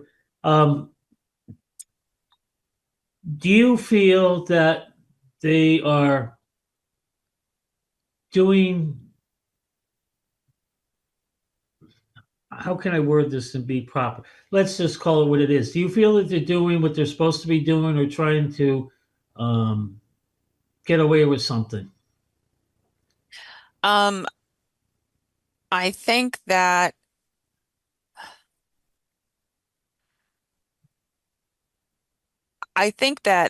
as is very common in especially any kind of large site, there's always going to be things that are deprioritized. And I think this is probably keeping this site clean, and all of the storage, erosion controls, etc., has been something that has been deprioritized consistently since I've been going to the site. Recently, I'd say in the after I started complaining about it, they got a dumpster, so that was a good step. Well, But I would say that a lot of this stuff has been more not done, and when it has been done, it has been done sort of like to make me happy, not because it was going to actually be an improvement by either complying with the permit, complying with regulations, or sort of in that longer term actually protecting what we are trying to protect. I think that was those are not the things that they've been motivating them. I remember when we were looking at this project, and I believe Commissioner Boda was very, very adamant about the stockpiles. And I understand that we had two very major catastrophic rain events in a very short period of time, which didn't help this particular situation too much. But and this is only my opinion, that if they did what they were supposed to do in the beginning, we wouldn't be addressing certain issues right now. And I think what you're trying to do is tell us in a politically correct way that they haven't been doing that. And I mean, I drive by this site all the time, and I have my own thoughts on it, and it's just me. But I think they need to be held accountable, and I personally think that they have to abide by the approved plans that this commission approved. And if they're not abiding by it, then we need to take action to make sure they do it. That's all. It's very simple. We can't treat them any different than we do any other person that has an application approved by this commission. This is Officer Gwinnell. I agree. That is my job, and I say that all the time to everyone who asks, who wants my opinion. I say my opinion is actually irrelevant. I enforce what is on the books, and what I see on this site caused me alarm from the first time, and it has been mentioned, and it has been mentioned, and they know, and they have other work sites, and they have other properties, and so on and so on, that I think that this is, as I said, deprioritized, but not an unknown. They're not This Commissioner Bathroom, and we need to prioritize. Okay. Yeah. So I guess my question is, what is that action that we want to take at this point? We know that there's a number of permit violations. We have a cease and correct already in play. Stockpile and sedimentation is clearly part of it. The Polycarbonate is certainly another issue. Commissioner Goklowski again, weren't those piles supposed to be covered as well, if I remember correctly? Correct. This is Officer Gwinnell. I do think that when stockpiles are actively being used, which these two, what we're witnessing has definitely not been. The one that is just off of that we can't see right now, which is the asphalt millings. And these two and the asphalt millings have never been covered. The one that was dirt, which has been moved and presumably used, hopefully to backfill around the foundations, that one was not covered. But again, if you're actively using the pile and pulling dirt off regularly or adding, then that's not required. Okay. All right, so this is Commissioner Papantonis. So what do we as a commission, what do we have power to do right now? Shut them down. But this is What do our regs say? Officer Gwinnell, this is where I will definitely be missing Miss Fredericks because she knows these regs and much better than I do. So I would have to go and look. This is Commissioner Brennan. While you're looking, this stockpile that's in the picture right now that's being shared with the silt fence that's doing nothing. This quote stockpile is debris, it's asphalt, it's concrete, and it was supposed to be pulled back. They were supposed to be pulled back from the catch basin. Doesn't look like it's been changed at all. So that's also something they didn't do. And then the other question is, they were supposed to do something so that they would stop the source of new polystyrene, styrofoam beads going into so did they do something different? Are they doing something different? Have they enclosed the walls of the building? This is Officer Gwinnell. I think Olivia just put the picture up. Yes, over the last week, they have encased the building. They've draped it. That's the first step. When I was out there and I had already spoken with them when I actually met Frank on site, Mr. Vigliotti on site. He said that the people who have been doing the siding, the EFIS of this building, had never been asked to, they've never heard of it or they'd never been asked to do it before. So I reiterated that it was important that if they were not familiar, then they needed to get familiar with the appropriate methods to mitigate and encase this and how it's supposed to be done. I did not review with him because it's not really my job to tell him exactly the steps that are to be done. This is the first step. I don't know what their plan is when the rasping is taking place. Obviously, the stuff is going to fall in there. I don't know what their plan is to remove it at that time, but yes, the short answer is they have been taking measures, and I did tell them that they needed to stop any rasping until this was wrapped. So I'm not sure how many days, maybe a day or two until the scaffolding was wrapped. They were only putting the styrofoam on the building, not rasping it. I still think that was doing something, but it wasn't creating the significant issue that but I don't think that they've actually started rasping again, to be honest. I don't know. I didn't stick my head underneath there when I was there a couple days ago. This is Commissioner Basserman. Commissioner Papantonis asked the question, what can we do? If you look at section 14, enforcement of the regulations. Yeah. Item 14.4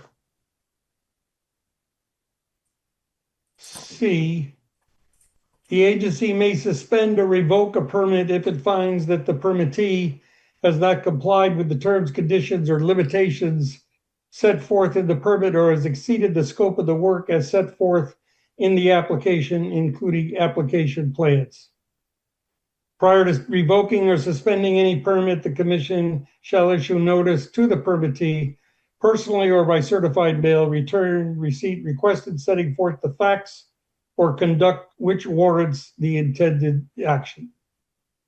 The agency shall hold a hearing to provide the permittee an opportunity to show that he, she is in compliance with the permit and any and all requirements for retention of the permit.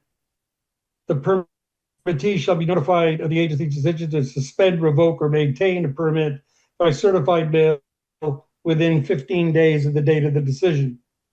Agency shall publish notice of the suspension or revocation in a newspaper having general circulation in the municipality.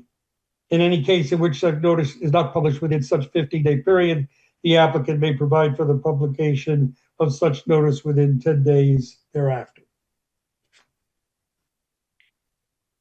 So that's clearly in our regulations. Officer Gwinnell, I also looking at that's C.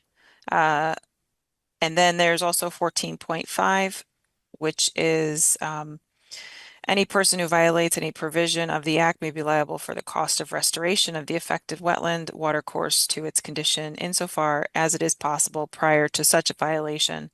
Anyone who conducts regulated activities without a permit may be subject to enforcement actions and or fines as per the section 19.5 of these regulations, section 196 of the ordinances of the town of Branford, and or section 22A-44 of the Connecticut General Statutes amended. The Superior Court may, in an action brought by the town of Branford, restrain a continuing violation, issue orders directing that the violation be corrected or removed, and or assess civil penalties pursuant to Connecticut General Statutes 22A-44B of up to $1,000 per day, or for a violation which continues $2,000 per day, and or imprisonment for not more than 1 year, or both pursuant to CGS 22A-44C. So this is Commissioner Papantonis. I think we're at a point now that we need the advice and counsel of town council on this. I don't know if anybody else agrees with me, but we've got some serious permit violations, and the remediation, if you will, is slow, and the situation's only getting worse. So before we invoke these penalties, if we contemplate them, I think we need to hear from Mr. Aniskovich about whether we're within our authority, but that's just one person's opinion. Sorry, this is Officer Gwinnell. I did want to point out that I cannot personally, I'm not qualified to assess the impact and what the extent of it is, and how the possibilities of correction could be. And I know that I am getting an engineering report after every rain event from the previous cease and correct order. So that may be a question as to part and parcel to this is to actually determine if there is, as there was a previous cease and correct order that was corrected and lifted. Part of that is then these reports. Is this now a new event that even can be corrected, or is it getting worse, or was this large event sort of an anomaly? And if they can correct these and we have, what we would consider normal events, if it is actually corrected. And that would be my only hesitation, is to say that. And I also think personally that the styrofoam issue is not separate, but the sedimentation issue there's one way to approach that. The styrofoam behaves similarly, but not identically. So that's my only sort of This is Commissioner Goklowski again. I do believe that we need to get some information from town council. I also think at this stage that since we can't formally, I don't believe we can formally act on it tonight without advice of council. I think Heather can let the property owners know that the commission is not satisfied with how they're handling this cease and correct order. And really not having somebody show up at the meeting tonight is really kind of disrespectful. This is not the first time they've been before us. They've changed plans. They've done, we've worked with them throughout this whole process. And I'm one for letting businesses grow and everything like that. But I don't like the way they're treating the commission, that they're going to be doing what they feel they want to do and then worry about the consequences after the fact. So at this stage of the game, I think we need to get council involved. And I think we need to put the property owner on notice that by the next meeting, better be substantial changes, or there will be an the permit will be pulled. This is Commissioner Basserman. The next meeting is 3 weeks away. We haven't exactly had a proactive effort to correct violations, and we certainly see the situation not improving in certain areas. My take would be that we notify the applicant. He's got 5 days to effectively meet with staff to go over not only the sedimentation issues, the stockpile issues, the PVC issue, and we may have some others in there in terms of violations, or in fact, the commission will undertake its regulations and either revoke or suspend the permit. Meanwhile, on a parallel path, we'll have our discussions with town council. We can't not act tonight. We have a cease and correct here. If we want to move forward with some further corrective action, we need to continue the cease and correct order. Right. This is Olivia Sandberg, environmental associate. Would a letter be appropriate? Oh, I think it has to be in writing. Okay. I think Especially if Commissioner there's, Papantonis. especially if it's- there's going to be an action. I think it needs to be in writing. Yes. This is Commissioner Papantonis. I think I saw a certified mail in the regs. Yeah. And I think before we draft, I think town council should be privy to what we're drafting in the letter and get the advice of council when we're drafting this letter so that we're in full compliance of any laws and regulations. Good suggestion. This is Commissioner Begemon. There's the letter that went out with all the things that they needed to correct. Some staff person, I guess that's you, Heather, needs to go through and make sure this one has been done, this one hasn't, etc. And they created another violation by walking in the wetland they were supposed to come to the office and tell the plan of how to get the styrofoam out, and they didn't do that. So I don't know what you do with that. Well, so Officer Gwinnell, yes, I did. That was part of why I was actually kind of initially alarmed. They had some prior to them getting the letter or after the cease and correct, but before the meeting where that was determined, somebody had gone in there, which is why I was, as I said, a little bit alarmed and thought maybe this could actually be a lot worse. So I will sort of say that they weren't supposed to go in there, but what was done was minimal. And honestly, with this last rain, those footprints are long gone.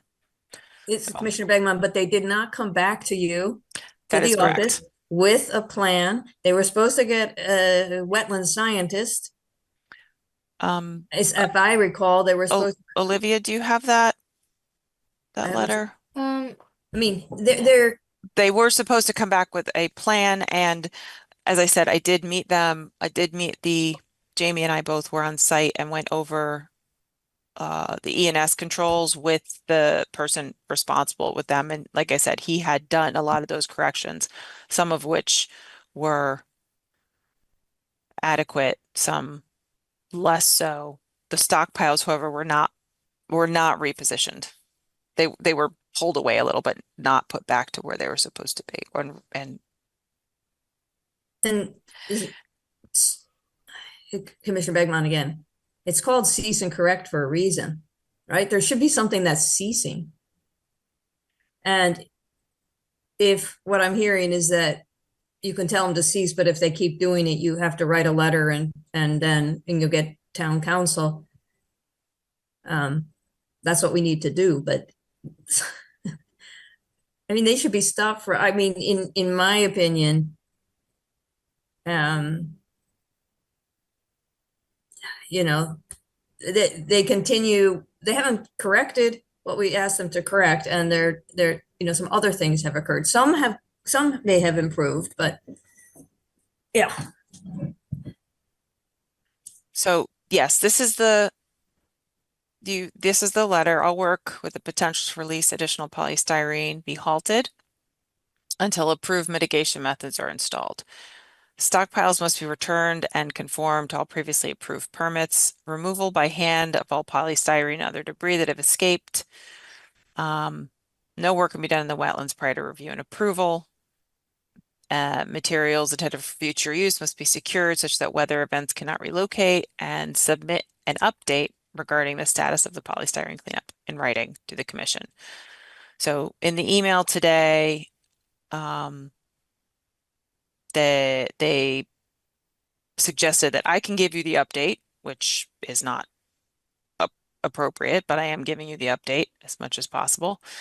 And the stockpiles having not been returned, part of the issue with that is that they were not returned, or they were not put in the correct positions, and then they were not wrapped, covered, in some way preventing any further siltation. I think that was the one thing that I was most frustrated with, is that the catch basin, which was determined to be connected, the catch basin was protected as much as possible, but the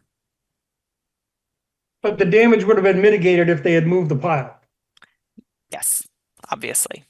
Move them and then appropriately controlled sedimentation, leaving not just going into the catch basin, but leaving the piles. What we don't want is the dirt to leave the piles. It's the second part is the protecting of the catch basin. Also, I don't know what one of those piles is. I mean, it's a stockpile of sorts, but. This is Commissioner Goklowski. From what I remember, when we made the approval, there was not to be any construction material in the stockpiles. And I remember that the stockpiles were supposed to be covered, and I believe one of them, they did cover it after Jamie told them to cover the pile. So yeah, this Commissioner Bassford, if they were concerned about the material moving with the forecast of the rain, you know, whether it was in the permit or not, if they had concern about protecting the environment, they would have covered it. Right. But let's not beat this dead horse. Does anybody feel differently about an approach of sending them a letter? We could just discuss the date that they need to meet with staff, and on a parallel path, discuss with town council, and keep this thing on a short leash, because our next meeting is weeks away. Yep. This is Commissioner Begman. I agree with that. In terms of the process with the cease and correct, we have to uphold or modify, or whatever the last one is, like give it away, you know, I mean, you know, say it's resolved. So it seems like we have to modify it, because I don't think coverings are mentioned in the cease and correct. So we have to add the covering or you know, of stockpile. Something has to be added, because it's not in that letter, I think. But the condition of the permit, does the permit require the covering? I don't know.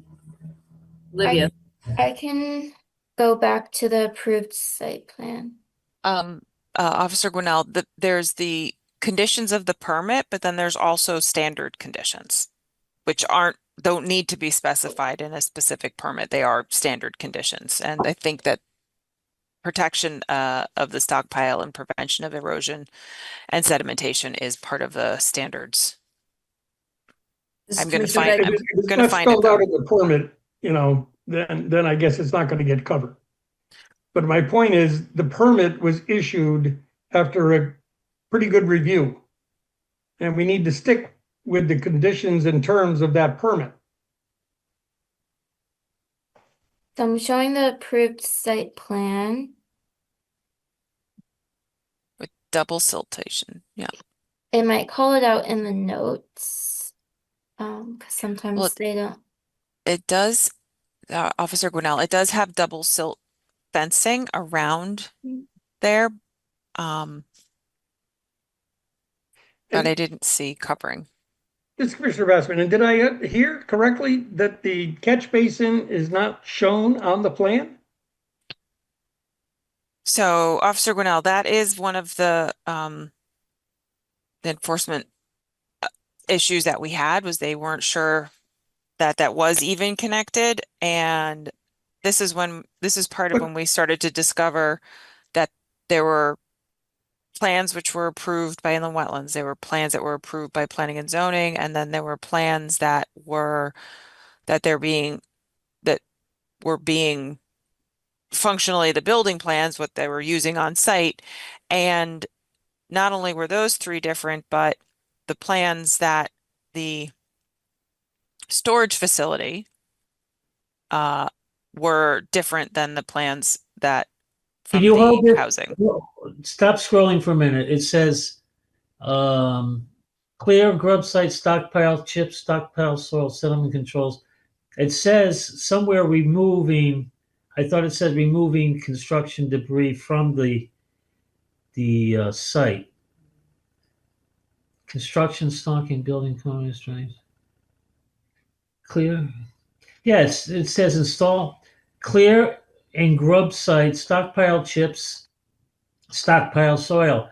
There's not supposed to be any cement or anything in those stockpiles. It only chips and topsoil. No millings, no nothing. Doesn't say anything about millings. The millings were supposed to be removed from the property. If I remember in the conversation. No, the millings, they had a separate stockpile for the millings, did they not? Let me go. Officer Gwinnell, I believe that I read that the millings were not to be used as backfill. Right. Right. Sometimes what they'll do is they'll use the millings to sort of level out before they put in Correct. new pavement.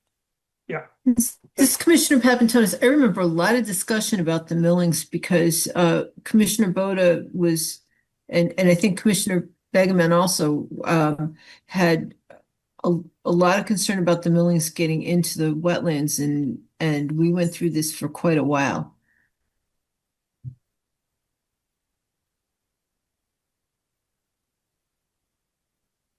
Commissioner Begeman, what I recall is that the applicant said that anything that was taken up would be used like right that same day kind of idea. If that's what I recall, but I could be wrong. Because we were talking about, would you need to cover it because it's asphalt and leaching into the, et cetera. And there was a reason. So someone would have to search there whether the covering of milled piles was put in here as a requirement, but. Oh, number 30.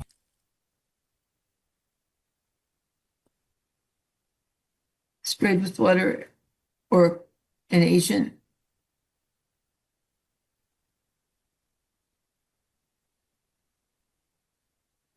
Dust control.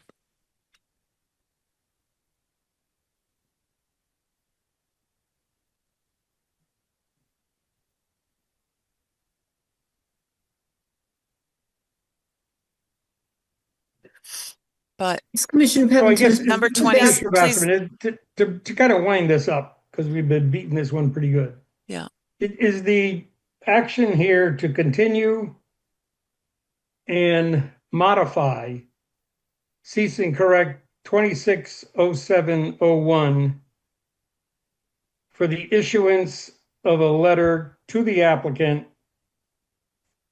with conditions outlined in said letter to bring the activity for 329 East Main Street into compliance with the permit that has been issued for 329 East Main Street. That a meeting between the applicant and inland wetland staff take place within 5 business days to discuss the issues of compliance. Failure to meet may result in the commission suspending or revoking said permit. Commissioner Pepitone, I'd be even stronger than that. I would say will Be my or guest. shall result. Now, I mean, you know, when a permit is changed by another commission and we're dealing with regulated activity, aren't they supposed to come back to us if it's substantially different than what we approved? And they didn't do that. So that's a problem. And then we've got all these violations and things are just getting worse. The weather hasn't been cooperating. It's hurricane season. You know, what happens if we get a hurricane? We've got 3 weeks to the next meeting. I'm almost inclined to tell them that if they're not in compliance fully with the permit that we issued in 5 days, that their work is to halt. And the reason, this is Commissioner Basserman, Commissioner Papadonis, the reason I use shall is we also, I thought had some strong agreement that we would want to touch base with town council. And shall gives us the opportunity to have that discussion without leading with our chin. Shall is mandatory, may is optional. So you know, I mean, in the legal world, if it's shall, you can't wiggle out of it. Right. Where are Uh, we at, folks? Olivia Sandberg, Environmental Associate. It would be helpful to specify for the 5 business days if it's of receipt of the letter or of this meeting. However, the normal practice is, Olivia, I think would be appropriate Okay. here. You're probably not going to get the letter out until, you know, what, late tomorrow or early This Monday. is I wouldn't Commissioner. want to have the meeting go past next Friday. Okay. This is Enforcement Officer Gwinnell. I just want to be sure that what I'm writing here is failure to meet shall result in. There are a lot of things in 4.4 4.4.4C. And I just 14.4. sorry, 14. I'm apologies, I'm tired. How would you like me to write all of that shall result in, or are we is there a section of it? Basically, if they're not going to comply, we're gonna suspend their permit. Okay, so shall suspend or revoke permit if it finds. Okay. Commissioner Begman, so Commissioner or Chair Bassman, that was a motion. Did anybody, I mean, it sounded like the text for a motion, because I think Oh, I was trying to pull thoughts together to kind of bring this to a head. right. Um, So did with anybody, it could be improved upon, and one item that was brought up is the strength of the failure condition. Well, Commissioner Begeman, You brought it up so you can make the motion. Well, I would defer to Commissioner Basserman because he's gone through it twice now. If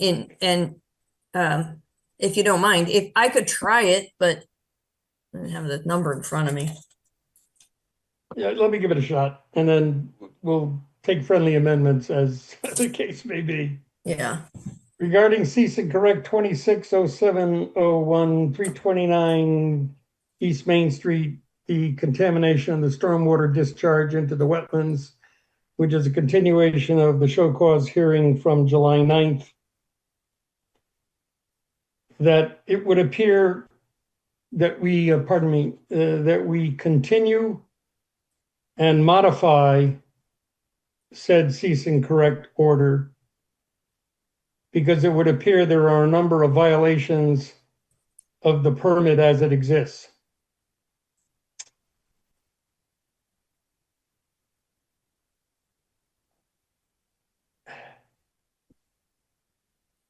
The applicant needs to meet by July 31st with inland wetland staff to review the violations of the permit that were identified in a letter that will be sent by inland wetland staff by Monday, July 27th. 27th. Yep. 27th. Failure to do so shall constitute grounds for either the suspension or revocation of the permit for 329 East Main Street. Anybody want to take a whack at that? Go ahead. This is Commissioner Gokowski. I think he did a fine job, and I'll second that motion. This is Commissioner Armstrong. Can I just make one comment first?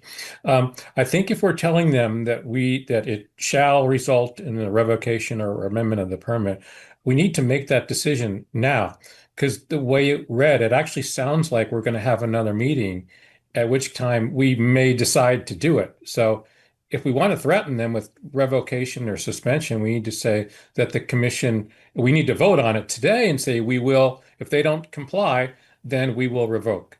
And then you can tell them with complete factual accuracy that this is what the commission decided. Commissioner Papantonis, I think Commissioner Armstrong's right. Go ahead, I'm sorry. No, I said I think Commissioner Armstrong is right. Yep.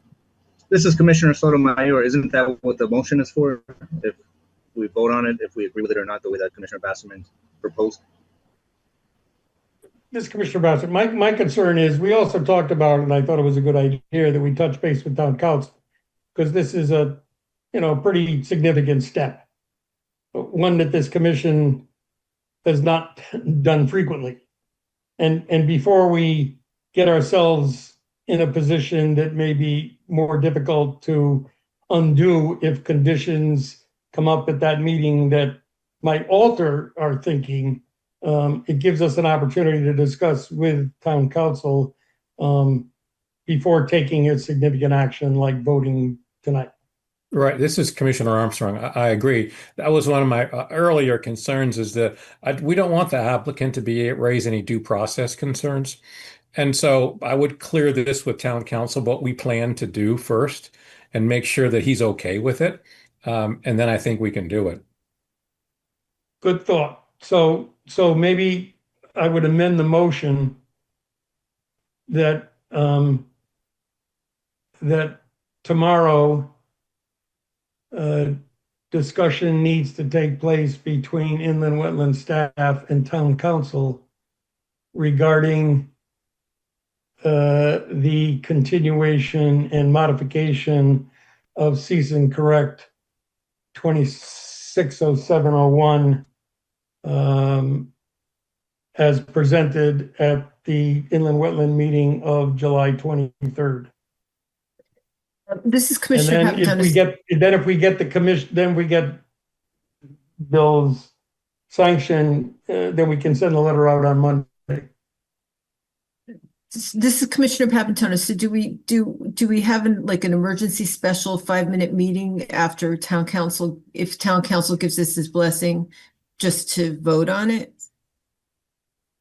Well, I hate to do that could that, I be part of know. the discussion. That could be part of the discussion on Friday.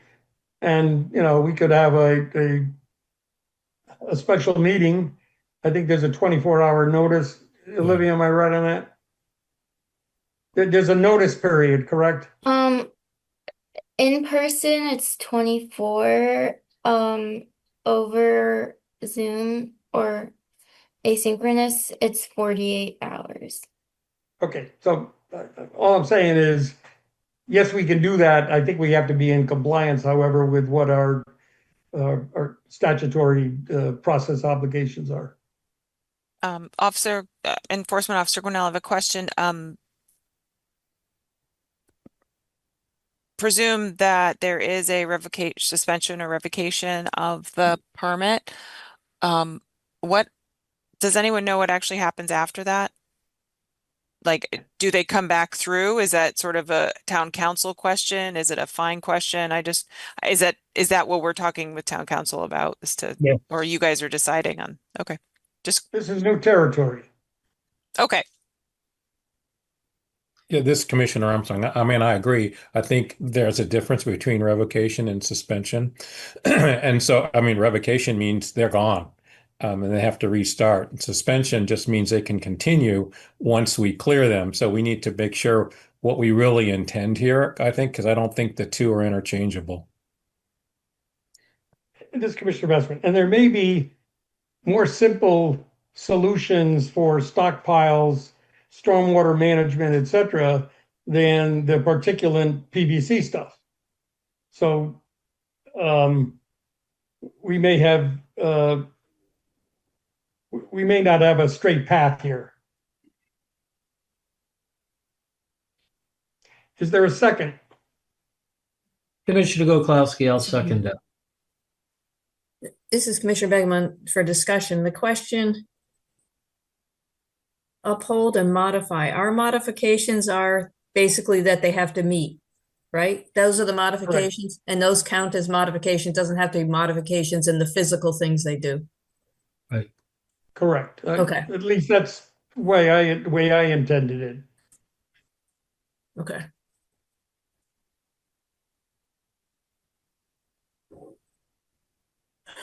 And just Commissioner Papantonis, are we modifying for the additional problems that have arisen since, or is that going to be a new cease and correct that we want the office to issue? Well, we want to bring everything into compliance with the permit that was issued. Right. To the extent that there are issues beyond, that permit, maybe there's a new application for those items. But the cease and correct is what's already in place.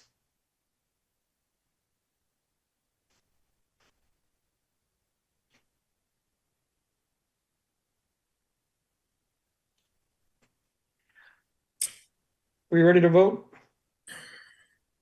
Can I, Commissioner Beckman, I'm just wondering if we should say, I know you said that they meet 7/31 to meet with inland wetland staff to review the violations of the permit. They've also violated the cease and correct.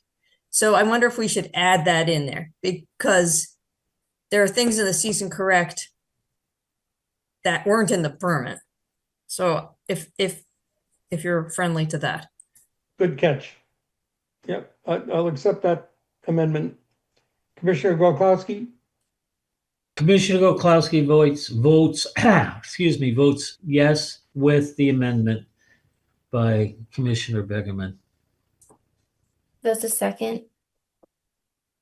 I think it's accepting it as a friendly He's amendment. accepting the second. Okay.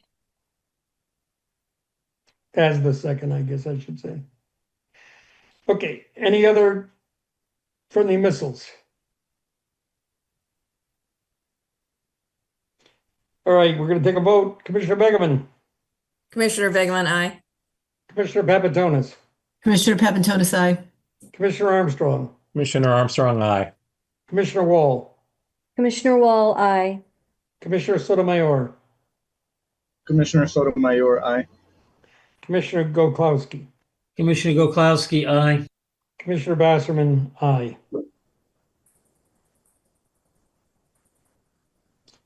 I assume, Olivia, you're going to powwow with Jamie tomorrow and Yes, bring her up to speed. yes. Thank you. And Enforcement Officer Grinnell and also Town Council. We'll have to loop him. Right, I didn't want to presuppose how that contact would occur and who would that occur, but as long as we bring Jamie into the loop, she'll make that call. Yeah, I'm going to kick this off to Jamie because she's got so much more experience and participate. But Okay. No agent approvals. We have some pending agent approvals. I assume nothing nothing worthwhile to discuss there, or is there something that you want to raise the issue with the commission this evening? No, nothing to discuss. Okay. We had a scheduled site walk for the 21st for Woodwinds. On the And 28th.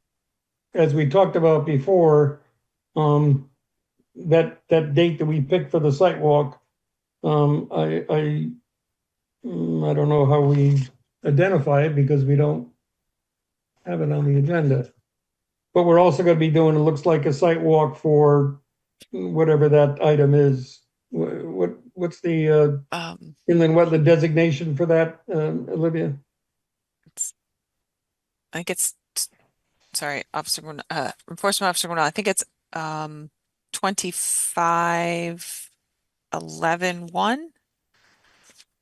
Oh, You have that? 25-11-1. Oh. Hang on, Is I'll that- just look at the minutes. It's Commissioner Gokowski, it's in IW 2626, isn't it, for the test pits? We're talking about No, Woodwinds. Woodlands. 25-12-01. 33 School Ground Road. That's the cease and correct. So we'll have a scheduled site walk on the same evening, late afternoon as 40 Midwood. This Enforcement Officer Grinnell, should one of us reach out to Commissioner Boda? She'll see when I send out the. Yeah, well, we need to reach out to George and the attorney. I did talk to the manager of Woodwinds, Tony, and he said generally Monday, Tuesday, Wednesdays are good because there's less events going on. So assuming that it's fine for them, I just don't know if George Logan will be Right. available. So if George can't make it, we need to have that a separate site walk because I think he needs to be there. So you'll reach out to him tomorrow, Olivia? Yeah, so do you want me to put it on the agenda and then if he can't make it, we just cancel that site walk and just keep Correct. 40 Midwood? Okay, I can do that. And is like 5 o'clock around that time? It's the same time period we proposed. Wasn't this issue because one's on one side of town and the other, right? Wasn't that an issue? Yeah. Enforcement Officer Grinnell, I brought that up because on that particular, this past Tuesday, I had Zoning Board of Appeals meeting starting. This coming Tuesday, the 28th, that is not an issue. We were going to start at Woodwinds at 4:15 and then go across town to Midwood. I don't have those pressures, so if you still want to start 4:15 Woodwinds and go across town, or we can four- start later. It's 4:15 Midwood now, so it's reversed. Right, so we do, 2333 School Ground Road second. Okay. No correspondence. It's 9:19. Would everybody like to call it a night? This Commissioner Begman, before we call it a night, I would like to thank the new staff for for doing a good job, because this is a tough thing, and thank you for your work. Thank you. Thank you. And thank This is Olivia. baptism by fire. You guys are doing a great job. You really your follow up is very good. So I already told Jamie that yesterday when I talked. Yeah, she told me about that. Oh, I didn't hear, so thank you. I make a Take care. motion Good to night. adjourn. Motion accepted. Good night. Good night. Good night. This program was brought to you in part through the support of the Town of Branford. Watch town meetings and other videos on demand at BranfordTV.org.